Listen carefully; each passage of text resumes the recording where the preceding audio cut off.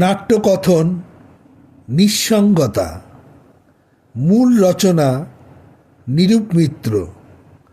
ভিন্ন রূপায়ণ ও একক উপস্থাপনায় প্রসূন স্বর্ণকার।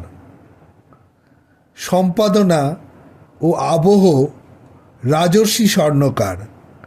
নাট্যকথন নিঃসঙ্গতা।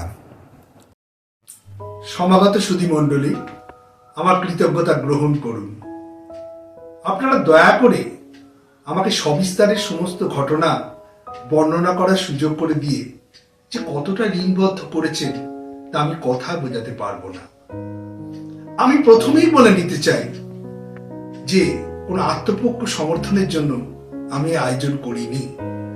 আমি আপনাদের সামনে স্বীকৃতি দিয়ে দিনরাত্রির এই আত্মপীড়ন থেকে মুক্তি পেতে চাই। আমি শপথ করে বলছি, কোনো কথা আমি গোপন করব না।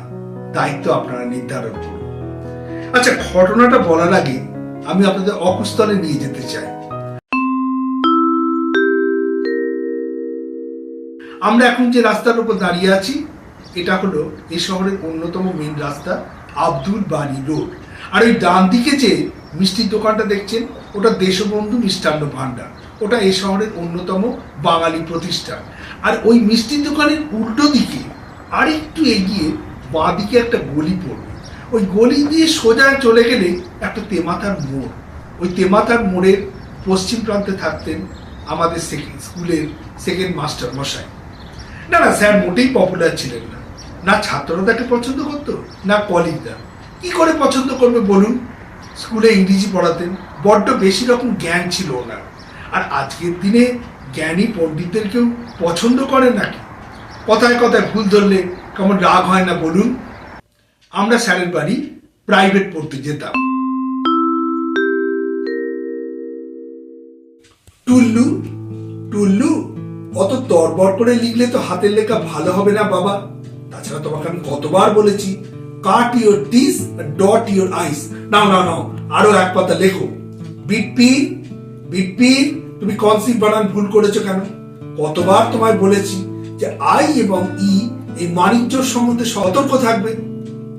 আই এবং ই পাশাপাশি থাকলে সচরাচর আই অগ্রাধিকার পান বটে, কিন্তু শ্রীমান সি যদি থাকেন তাহলে ই আসে আগে, আই যান পরে।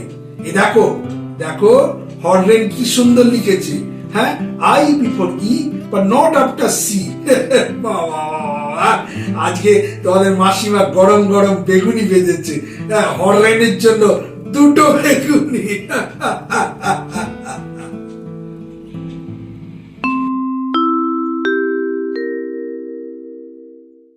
আমরা তখন সবে উচ্চ মাধ্যমিক পাশ করে কলেজে ভর্তি হয়েছি। সেকেন্ড মাস্টারমশাই স্কুল থেকে অবসর গ্রহণ করলেন। না স্যারের প্রেয়ার হলে আমরা যাইনি। একই মোস্ট বোরিং স্যার। তারপরে তখন সদ্য বড় হওয়ার স্বাদ পেয়েছি। হাই পিক আপে টু হুইলার চালাই, মোবাইলে গসিপ করি, ফেসবুকে বন্ধু পাতাই। সারাদিনে ঘন্টাখানে খেট গরম না করলে নিজেকে কেমন উপসী লাগে। আর সুরটা পুরা দেখলে তো কথাই নেই। কি দাদু কাঁদছো কেন? দিদিমার বিয়ে দেখেছো? হারামজাদা, বাড়িতে শিক্ষা নেই, বয়স্ক লোককে সম্মান করতে শেখনি, আবার খাপচু মেয়ে দেখলেই গান জুড়তাম। কেন এত সুন্দরী হলো অশুভ বাজি তোর জানোয়ার, বাড়িতে মা বোন নেই।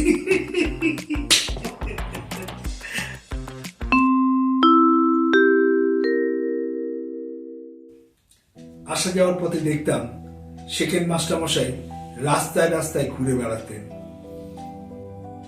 অবসর গ্রহণের বছর দেড় আগে থেকেই স্যার কানে একটু কম শুনতেন। ক্রমশ যেন শ্রবণ শক্তি আরো কমে গেল ওনার। বিপিন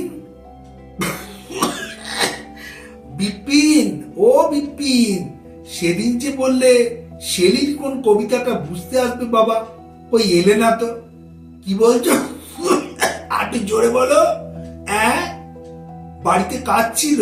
না যতই অসুবিধে থাক বাবা, লেখাপড়ায় ফাঁকি দিলে চলবে না। Knowledge is power.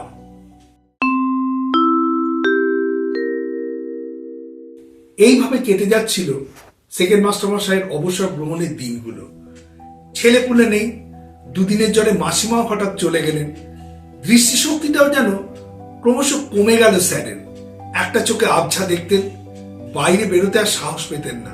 সারাদিন ধরে বাড়ির জানলার ধারে বসে থাকতেন, আর পরিচিত অপরিচিত যাকে দেখতেন তাকেই ডাক দিতেন। কে গো তুমি? চেনা চেনাটাকে চিনেছি। ভববাড়ির যে ছোট মেয়ে না তুমি? কত বড় হয়ে গেছো, নিশ্চয়ই উঁচু ক্লাসে পড়ো। আচ্ছা বলো তো মা, হি স্যাট অন এ ট্রি, ঠিক না ভুল? পারলে না তো, হবে হি স্যাট ইন এ ট্রি। প্রিপোজিশন বড় খারাপ জিনিস, বড় বিপজ্জনক জিনিস মা। কি বলছো? জোরে বলো। কাজ আছে? আচ্ছা যাও। ওটা কে গো? কে ওটা? কানু ঘোষের ভাইপো। ও ভাইপো। যা, শুনতে পেল না, জোরে সাইকেল চালিয়ে চলে গেল।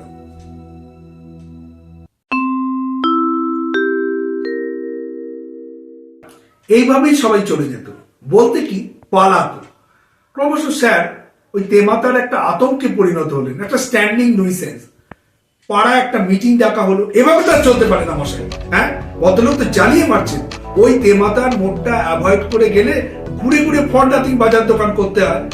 তারপরে শিক্ষিত মানি লোক শিক্ষক ছিলেন, কিস্তি কেউ তো করা যায় না। বিপিন তোমার তো পেন ভালোই চলে, দাও না রেগেস্টে একটা চিঠি লিখে। লোকাল পেপারে এটা পাবলিশ হলে কাগজটা আমরা ওনার মুরগি মানে জ্ঞান শোনার ছুতো করে ধরিয়ে দিয়ে আসি, উনি পড়ে বুঝবেন পাবলিক খোঁজেছে। তাই হলো, চিঠিটা লিখলাম আমি, লোকাল ইংরেজি পেপারে সেটা পাবলিশও হলো। প্ল্যান মতো হরেন গিয়ে ওনার জ্ঞান শোনার ছুতো করে হাতে ধরিয়ে দিয়ে এলো কাগজটা। তারপর নো রেসপন্স। সেকেন্ড মাস্টারমশাইকে আর জানলার ধারে দেখা যাচ্ছে না, মজাটা ঠিক জমছে না। তারপরের দিন গেল, না উঁকি ঝুঁকি মারি, না গেল কোথায় লোকটা? জ্ঞানের কল তো বন্ধ। পরের দিন গেল, তারপরের দিন আমি হরেন টুলু হানা দিলাম স্যারের বাড়ি। স্যারের দরজা কড়া নাড়লাম। স্যার আছেন নাকি? স্যার আছেন? স্যার, আরে এ তো খোলা। দরজা পেরিয়ে উঠোনের একটা কোণে একটা কুকুর কেউ কান্নার মতো ডাকছে। তাকে পেরিয়ে শোয়ার ঘরের দরজাটা গেল।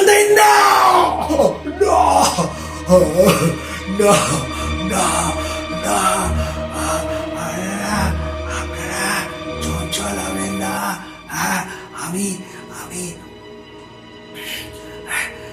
আমি ঠিক ঘটনাটা বর্ণনা করতে পারবো। আমাকে একটু সুযোগ দিন। আসলে কি জানেন, এই কথাগুলো বলার সময় না কি যেন আমার গলাটা চেপে ধরছে, শ্বাসকষ্ট হচ্ছে আমার।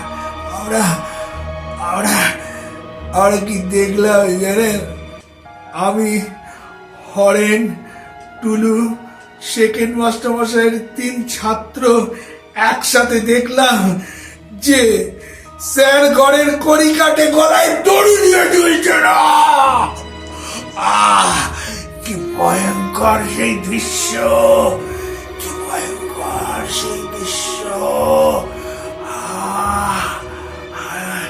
আমরা এদিক ওদিক তাকাতে লাগলাম। স্যার কি কিছু রেখে গেছেন? কিছু লিখে গেছেন নাকি? দেখি এই তো স্যারের চাদর, আর তার নিচে একটা ডায়েরির শেষ পাতায় লেখা, নিঃসঙ্গতা ত্রিবিধ, প্রথমত শ্রবণিক, বধিরেরা এই নিঃসঙ্গতায় বাস করে। আমি সেই নিঃসঙ্গতার প্রান্তে উপনীত হইয়াছি। দ্বিতীয়ত দর্শনিক, অন্ধরা এই আলোকহীন নিঃসঙ্গতার দুর্গে বন্দী রইয়াছে। আমি দ্রুত সেই নিঃসঙ্গতার দিকে ধাবমান হইতেছি। তৃতীয়ত স্বাধীনতার নিঃসঙ্গতা। আমি কাহারও জন্য বাঁচিয়া নাই, কাহারও আগ্রহ উৎকণ্ঠা আমাকে ঘিরিয়া নাই। হরেন যে কাগজখানি আমাকে দিয়া গেল তাহা পড়িয়া জানিতে পারিলাম যে এতদ অঞ্চলের বাসিন্দারা আমার প্রতি অসন্তুষ্ট, তারা আমার সংস্পর্শ এড়াইয়া চলিতে চায়েন। আমি সবাইকে এই বিড়ম্বনার হাত হইতে মুক্তি দিলাম। তবে যাবার বেলায় বলে যাই, চিঠিখানি লেখন শৈলী ভারী চমৎকার। লেখার ধাঁচে মনে হয় আমারই কোনো ছাত্র বা লিখিয়াছে।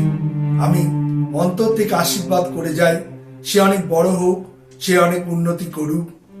আপনারা শুনলেন সমাগত সুধীমণ্ডলী, স্যার তার অন্তরের ভালোবাসা দিয়ে গেছেন সেই ছাত্রকে যে ওই চিঠিখানা লিখেছিল, বলে গেছেন সে অনেক বড় হোক, উন্নতি করুক। হ্যাঁ, সেকেন্ড মাস্টারমশাই যিনি কারোর প্রীতি করছিলেন না, যিনি কখনো তার প্রাপ্য মর্যাদা পাননি, তিনি তার অন্তরের ভালোবাসা দিয়ে গেছেন সেই ছাত্রকে যেই জঘন্য চিঠিখানা লিখেছিল। এই আমি আমি আমি বিপিন আমি বিপিন স্যারের কাছে ইংরেজি শিখে স্যারের বিরুদ্ধে কলম ধরেছিলাম। আমি জানেন পৃথিবীর কোনো বিচার সভায় আমার বিচার হবে না। আমি জানেন আমার কখনো কোনো সাজা পেতে হবে না। কিন্তু এই কথাগুলো বলার পরই না আমার কেমন শীত করছে, কেমন কাঁপুনি লাগছে আমার। হ্যাঁ, হাত পাগুলো বসে থাকছে না, গলাটা শুকিয়ে আসছে, একটা ঠান্ডা ঝোড়ো হাওয়া যেন সর্বাঙ্গে চাবুক মারছে আমার। আপনাদের মুখগুলো দেখতে পাচ্ছি না, আপনাদের কণ্ঠস্বর আমার কানে এসে পৌঁছচ্ছে না। একটা অন্ধকার, একটা কালো ঘোর অন্ধকার, সেই অন্ধকারের উপর থেকে কে যেন ডাকছে বিপিন বিপিন বলে। না না, বিপিন বিপিন তো নয়। হ্যাঁ, শব্দটাকে একটু ভেঙে বিপিন বিপিন বিপিন বিপিন বিপিন। নমস্কার। নাট্যকথন নিঃসঙ্গতা এখানেই শেষ হলো। দর্শক বন্ধুদের কাছে অনুরোধ, তারা তাদের প্রয়োজনীয় এবং গুরুত্বপূর্ণ মতামত জানিয়ে আমাদের ধন্য করবেন। নমস্কার।